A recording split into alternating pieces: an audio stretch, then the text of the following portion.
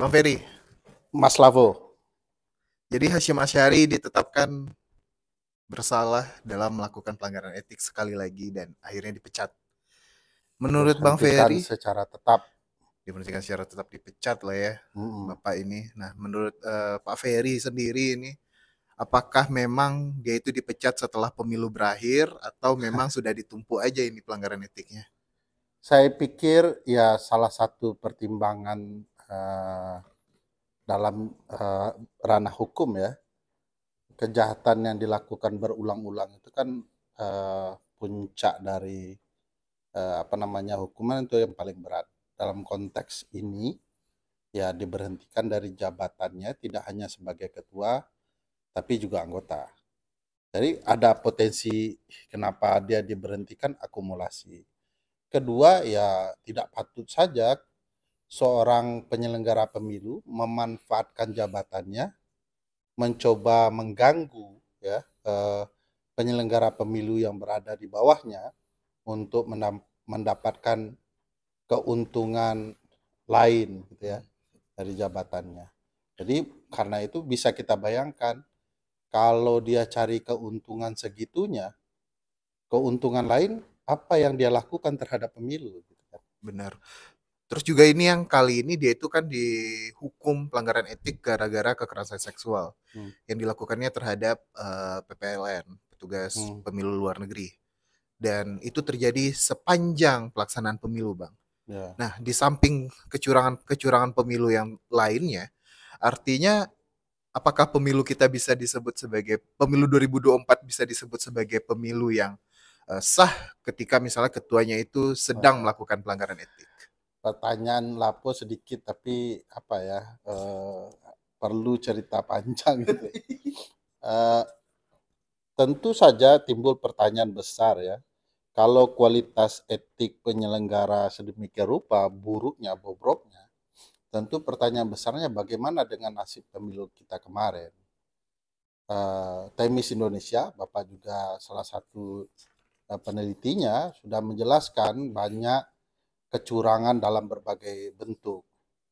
Dan bagi saya ini bagian dari itu ya, dari gambaran betapa bobroknya penyelenggara yang tentu hasilnya juga patut dipertanyakan.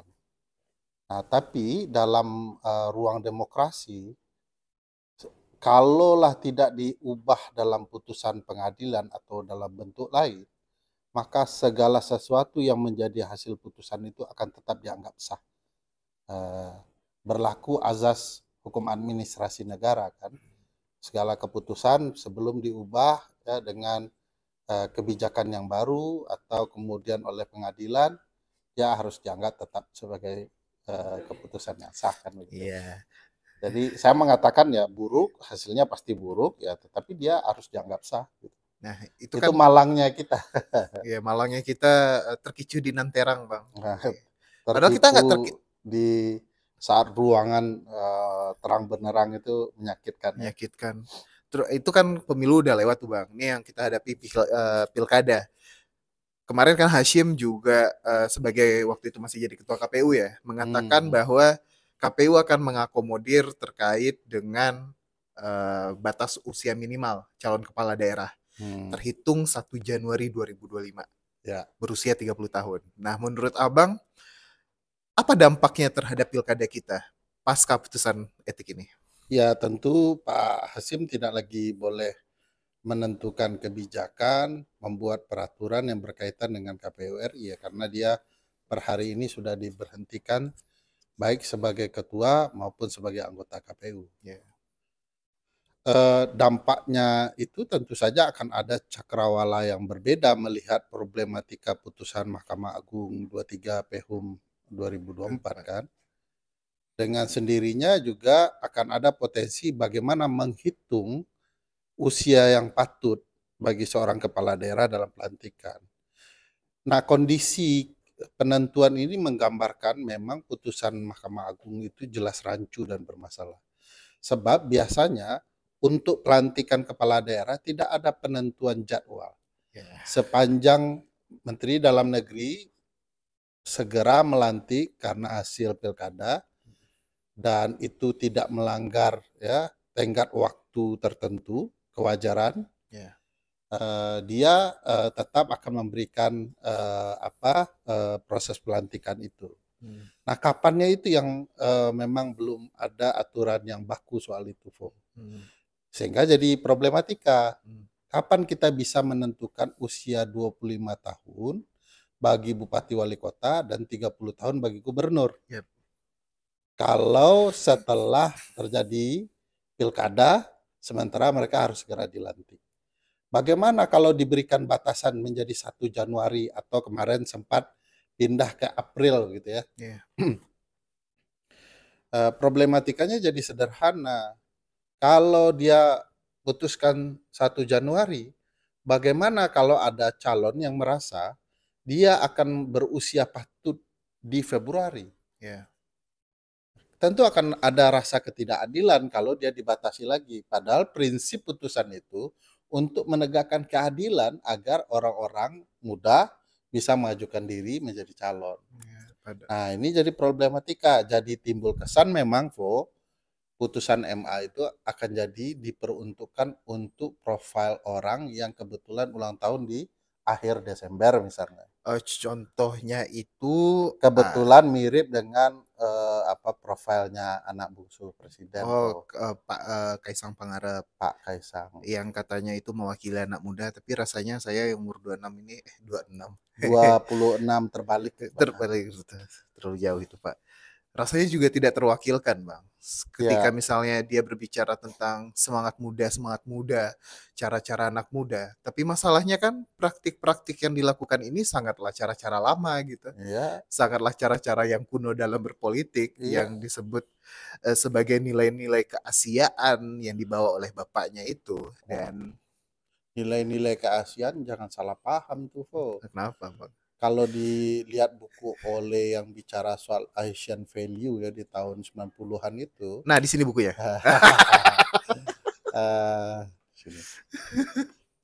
Buku itu malah menjelaskan gini, perdebatan soal Asian value yang berhadapan dengan Western value lah kalau bisa dikatakan begitu ya, sudah selesai ketika prahara bangkrutnya negara-negara Asia karena krisis moneter di tahun 90-an akhir itu. Karena itulah akibat dari tabiat kong kaling kong di segala lini. Hancurlah perekonomian, berantakanlah proses penyelenggaraan negara, keuangan tidak mampu mempertahankan sendi-sendi ekonomi kita. Dan itu yang menurut banyak orang ya sudah selesai perdebatan itu. Korupsi jangan Anda perhias dengan nama-nama bagus. Nah, itu juga dijelaskan di banyak buku soal itu. Tidak hanya Kingsbury juga bicara soal kegagalan-kegagalan itu. Walaupun memang ya harus diakui waktu itu beberapa figur ASEAN ketika itu, terutama Mahathir dan Lee Kuan Yew ya, mau membangun spirit orang-orang Asia untuk melawan dominasi Barat. Tetapi sebagian orang kemudian menyalahartikan sedikit-sedikit Asian value untuk membenarkan apa-apa yang salah. Ya, yang dibenarkan adalah dinasti politik. Padahal kan kalau kita coba tengok ke belakang lagi ya, Bang ya. Kayak ada Hatta gitu. Dia kan punya nilai-nilai anti korupsi. Nah, sampai sekarang kan kita nggak ngelihat tuh ada anak Hatta yang jadi kepala daerah, cucu Hatta yang jadi bupati. Kita kan nggak ngelihat. Kalau Bung Hatta tahu ada konsep everybody is happy, ya doesn't care with corruption, ya pasti nangis lah beliau ya kalau cara pandang anak bangsa begitu.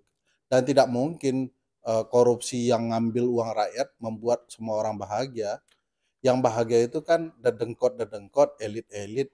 Pasti orang-orang kecil tidak akan bahagia, mereka tidak sejahtera, hidup di bawah standar dan segala macam. Iya, walaupun beberapa kali Indonesia dikatakan sebagai salah satu negara paling bahagia di Asia. Orangnya memang suka tersenyum. Kalau alat ukurnya tersenyum doang, kantor kita senyum terus.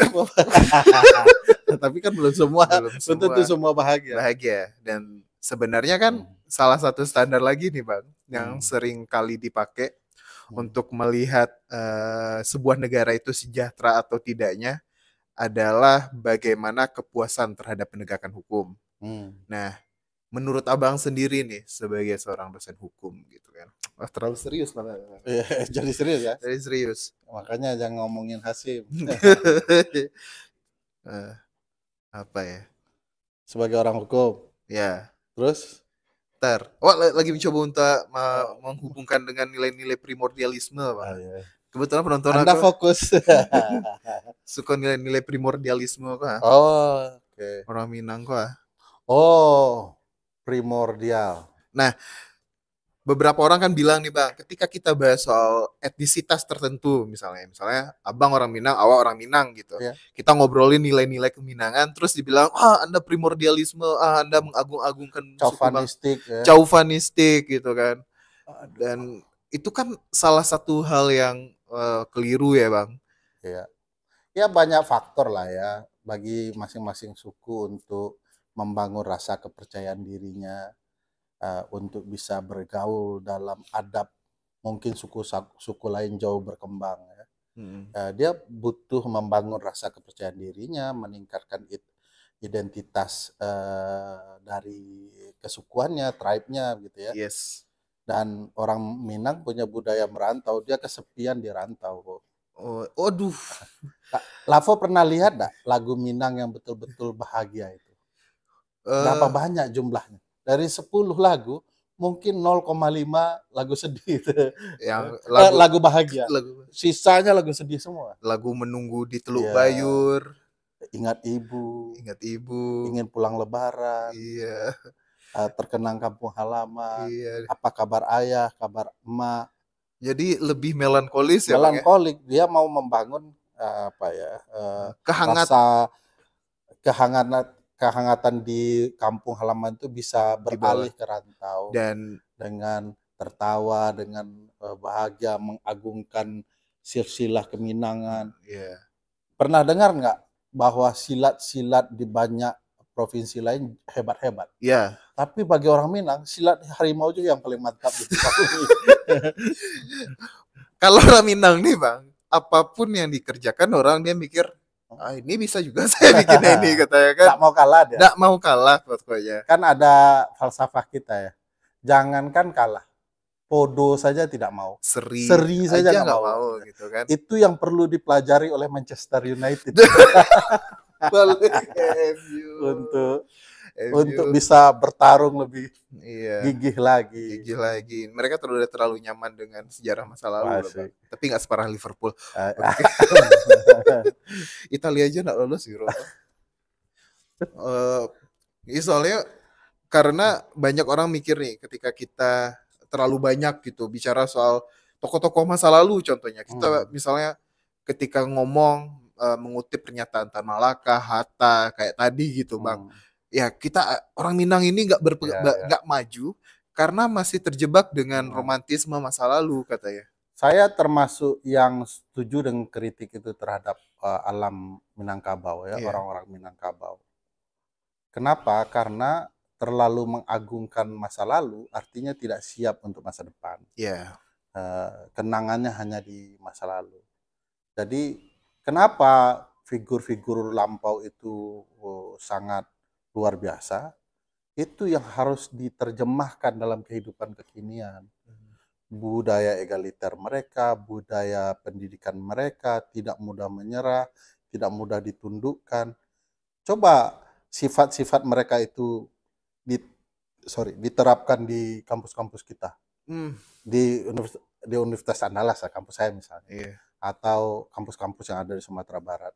Saya tidak melihat ada nilai-nilai itu sebagai Minangkabau value. Minangkabau value itu diterapkan oleh kampus-kampus Minangkabau sendiri gitu ya. Jadi memang semangat romantisme von Safikni itu juga tidak boleh ditimbulkan terlalu dalam soal tokoh-tokoh Minang. Tapi Minangkabau itu kan sebenarnya punya sifat romantis itu, lagu-lagu itu. Waktu itu Anda kalau dicuekin sama calon istri Anda, sekarang istri Anda ya, Kan Anda suka sedih-sedih sendiri kan ya? Iya, di kamar mati lampu dengerin lagu Disapa Anda diam-diam aja. dengerin lagu Ratu Sikumbang kan. Ya ada kultur semua laki-laki Minang begitu, semua perempuan Minang juga punya karakter sama dengan suku-suku yang lain. Iya. Nah, karakter ini menurut saya penting juga kalau kemudian bisa karakter orang-orang lampau di Minangkabau itu diterapkan di ruang-ruang pendidikannya. Nah, cuman perlu dimaklumi, Minangkabau itu Sumatera Barat adalah provinsi yang tidak menghasilkan kekayaan seperti provinsi lain, Po. Oh iya. Mereka punya kebanggaan apa lagi gitu. Kalau Oh, tidak bercerita tentang nenek moyang mereka, cara bertutur mereka yang jadi tradisi, iya, makanan mereka yang lezat, iya. perempuan-perempuan mereka yang bertutur baik dan Lak- berwajah cantik. Dan laki-laki yang bekerja keras dengan merantau juga gitu. Eh, kalau soal laki-laki, ya tidak semua Enggak lah. semua lah ya. Ya, tabiat beberapa laki-laki Sumatera itu kan selalu pandai berbicara, tetapi sering di warung kopi kan. Bahas politik dari A Bahas sampai politik Z. dari A sampai Z ya. Lalu yang nanti perempuan yang dibilang malas, padahal laki-lakinya yang malas. Ya, jadi ada kritik yang apa namanya yang perlu dibangun, tetapi harus ada kesadaran dan Minangkabau harus berubah, Bu. Iya Mana benar. kampus-kampus kita yang menonjol gitu ya. Setidak-tidaknya mungkin pemikir-pemikirnya banyak ya di soal ekonomi, soal teknik, segala macam, soal kebudayaan. Iya. Tetapi kan kampus tidak berkembang. Oh iya. Fasilitas-fasilitas yang baik itu tidak ada. Itu fakultas kamu itu kalau tidak dibantu oleh Tajir Foundation mungkin ya gedungnya gitu-gitu doang. Gitu-gitu aja ya. Padahal kan sebenarnya masalah pendidikan ini salah satu hal yang membuat sumber daya manusia itu bisa dapat berkembang. Ketika sumber Yes, daya alamnya itu tidak terlalu dapat membantu atau malah yes, dikuasai oleh segelintir oligarki. yes, Po. Iya begitu bang. Udah panjang kali Apalagi ini Po? bang. Udah panjang Sudah kali Po? ini bang. Udah pesan Udah. kamu Po? Ini backgroundnya kepanjangan. Udah Saya ladeni Po. untuk 10 konten ini bang. Nih